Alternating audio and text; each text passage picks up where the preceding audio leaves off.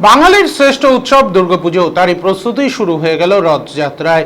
দেশ জুড়ে আজ পালিত হচ্ছে রথযাত্রা উৎসব। জগন্নাথ, বলরাম ও সুভদ্রা এদিন মাসি বাড়ি যাবে। সেই রথ উৎসবে যেমন মেতেছে আপামর দেশবাসী, পাশাপাশি বাঙালির শ্রেষ্ঠ উৎসব দুর্গাপুজোর খুঁটি পুজোর মধ্যে দিয়ে অন্যান্য পুজো উদ্যোক্তার পাশাপাশি শিলিগুড়ি হায়দারপাড়া স্পোর্টিং ক্লাবের 55তম দুর্গাপুজোর খুঁটি পুজোর মধ্যে দিয়ে সূচনা করা হয় দুর্গোৎসবের। প্রতি বছরই শহরবাসীর সামনে পুজোয় বিশেষ আকর্ষণ তুলে ধরে হায়দারপাড়া স্পোর্টিং ক্লাব।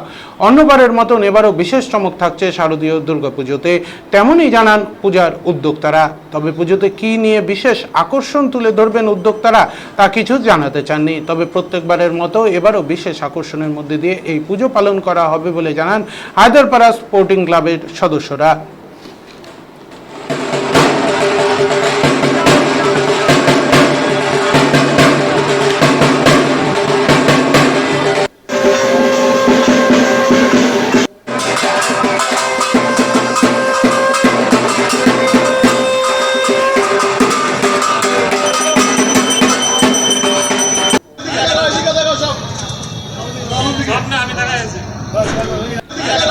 গত প্রায় 20-25 বছর থেকে আমরা থিম পূজা করে আসছি। এবছরও আমরা থিম পূজা করছি, তবে থিমের নামটা এই মুহূর্তে আমরা প্রকাশ করতে পারছি না, কেন এটা একটা সিক্রেট ব্যাপার আছে, চমকপ্রদ নিশ্চয়ই আছে। এই জন্যই আমরা এখন বলবো না থিম সম্বন্ধে। এখন 2 মাস পুজো বাকি আছে, কেননা আমাদের গত কয়েক বছর আগে এইরকমই একটা ঘটনা ঘটেছিল। আমরা থিম প্রকাশ করেছিলাম এবং থিম সম্বন্ধে আমাদের যে আইডিয়া দেওয়া হয়েছিল সে দ্বিতীয় একটা মণ্ডপ তৈরি হয়েছিল। এই জন্য এই মুহূর্তে আমরা প্রকাশ করে আপনাদেরকে আমরা পরে জানিয়ে দেব। তবে আমি খালি জাস্ট একটা টাচ দিতে পারি।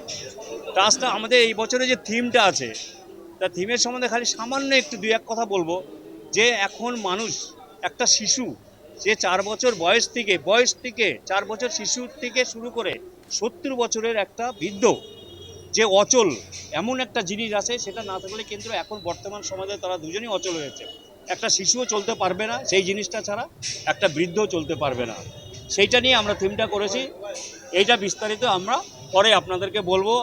এবং আরেকটা জিনিস, যেটা লুপ্তর পথে, যেটা আমাদের জেনারেশনে ছিল, যে আমরা আমাদের যাদের আর্থিক অবস্থা খারাপ ছিল বা যাদের আমরা পড়াশোনা করার জন্য এত উদ্গ্রীব ছিলাম, কিন্তু কিছু এমন কিছু পাঠ্যপুস্তক ছিল যেগুলো আমাদের পক্ষে সম্ভব ছিল না পড়ার, সেগুলো আমরা কি করতাম, লাইব্রেরিতে যেয়ে পড়াশোনা করতাম, বা লাইব্রেরিতে আমরা লাইভ মেম্বার হতাম, বা মান্থলি সাবস্ক্রিপশন দিয়ে আমরা বই বাড়িতে নিয়ে এসে পড়তাম।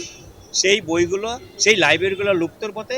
সেই মোটা বই, যে কিছু বই আছে যেগুলো এখন লক পড়ে গেছে, তালা পড়ে গেছে, সেইগুলো আমরা মণ্ডপ সজ্জা তুলে ধরবো। এর আর যা কিছু জানানো আপনাকে আমি পরে জানাবো। অশেষ আপনাদের প্রত্যেক